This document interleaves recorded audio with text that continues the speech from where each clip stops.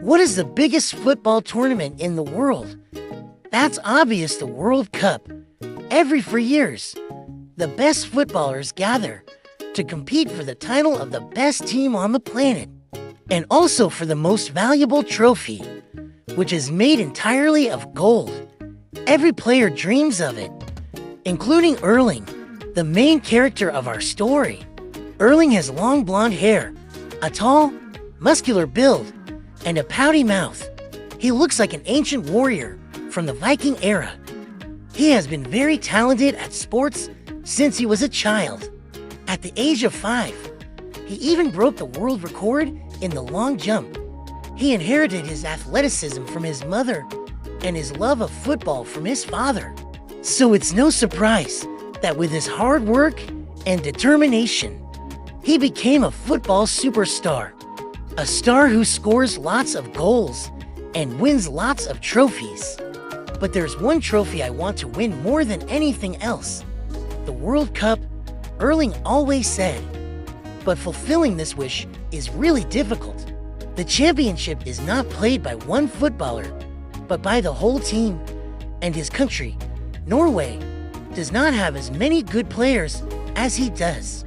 Nevertheless, he felt that it could work out at the upcoming World Cup in North America. His friend Martin, who is the captain of the Norwegian national team and the London Gunners, could also help. Norway was to play its first match of the tournament against host Mexico. The players of both teams were already ready. In the tunnel through which they entered the field, the match was about to begin.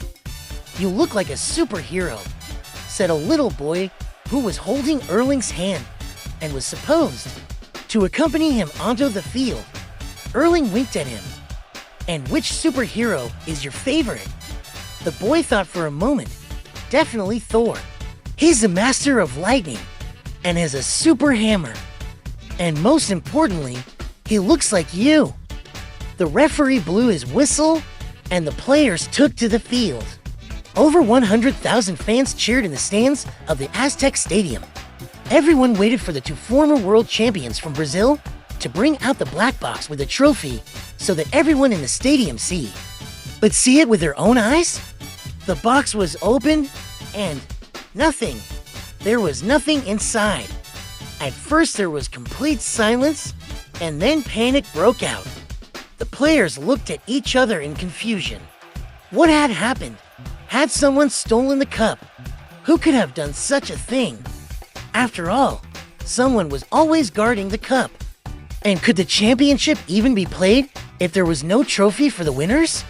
The tournament director took the microphone and announced angrily, "If the World Cup trophy is not found by midnight tomorrow, the tournament will be canceled.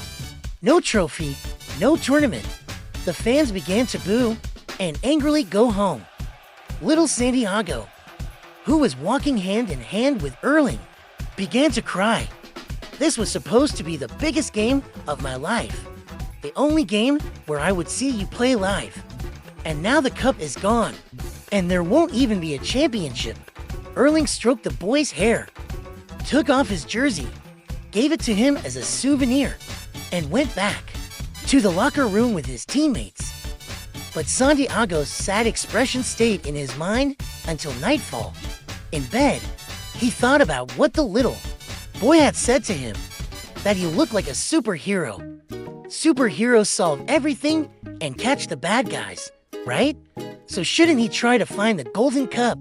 Of course he should. But with whom? He couldn't do it alone.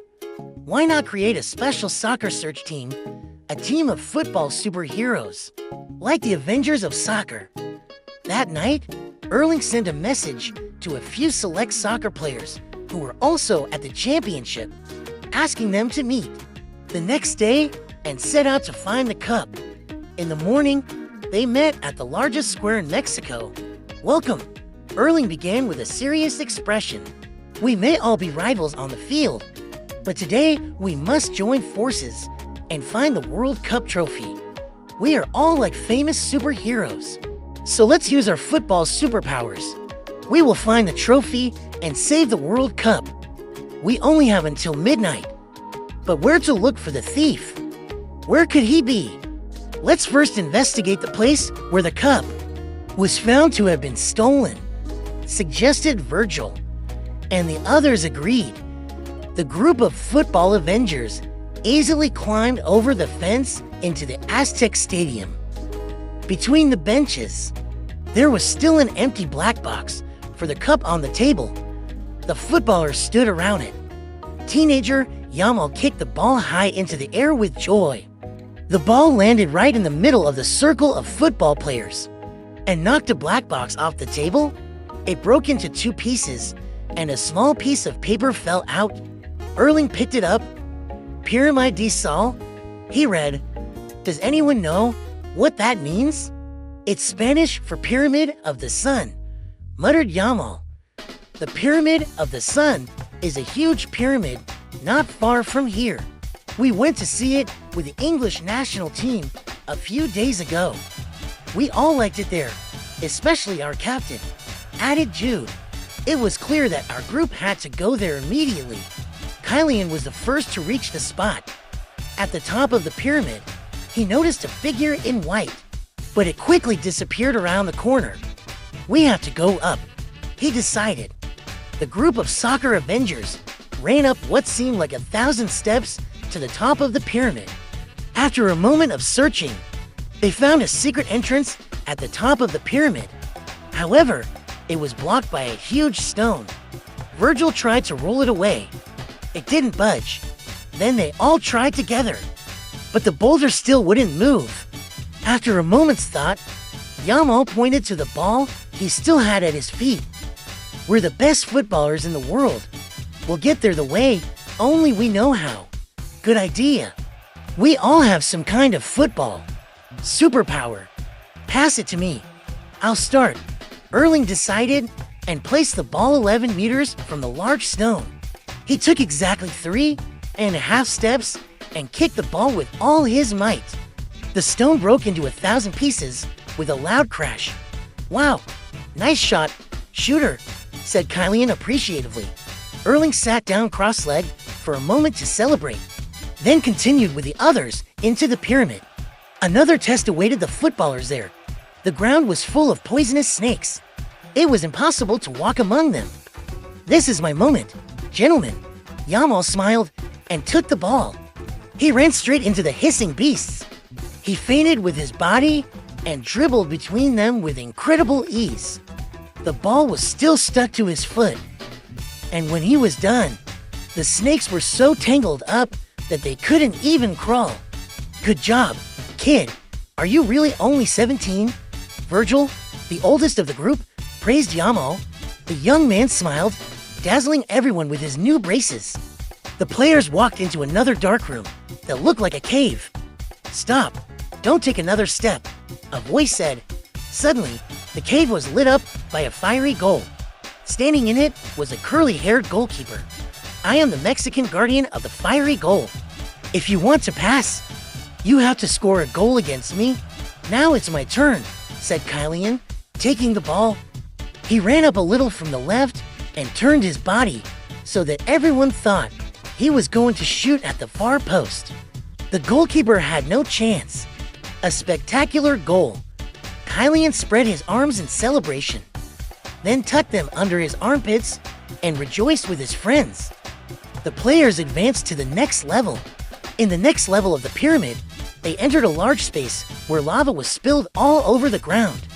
Hot, bubbling matter from a volcano. Well, it wasn't everywhere. There were a few rocky islands that they could step on, and at the end of the room was a small target. We have to hit the ball into the target, otherwise we won't move on. Get on the islands, Erling said clearly, but the ball mustn't fall into the lava, otherwise we're lost. We only have one try, so no stupid mistakes. Especially you, Yamal. Virgil picked up the ball and sent it in an arc over the lava to Kylian. He controlled it on his chest, did a few step-overs, and passed it to Yamal. The cheeky youngster performed several headers, then added a risky trick called the globe. However, he stumbled a little on his stone and began waving his arms to keep his balance. Just when it looked like he was going to drop the ball and the superhero's mission would end in failure, he managed to tap it with his toe to Erling on the adjacent island. Erling sent the ball in an arc to Jude with his second touch, and Jude jumped into the air, deciding the match at the last moment with his superpower. So he sent the ball in an arc to Jude with his second touch, and Jude jumped into the air, kicked with his feet, and sent the ball over his head straight into the center of the target. A beautiful scissor kick. Yes, everyone shouted together. And lo and behold, a secret entrance opened up before them. The group followed the secret passageway to a massive metal door. Virgil knocked it open with his shoulder as if it were nothing, and everyone was dazzled by the glow of the golden cup. The football Avengers rejoiced together that the World Cup had been saved. The next day, the World Cup could finally begin. Sunlight streams into the Aztec Stadium. The spectators in the stands cheer and wait for the Norwegian and Mexican players to emerge from the tunnel. Erling and the little boy Santiago are standing in the tunnel, just like a few days ago. "I'm so glad the cup was found," said the boy. "Do you know who stole it?" The Norwegian striker just smiled. "That's not important. Just remember that when you want something, you can't borrow it without permission or even steal it. You have to work hard, be patient, and if you're good enough and deserve it, you'll definitely achieve it.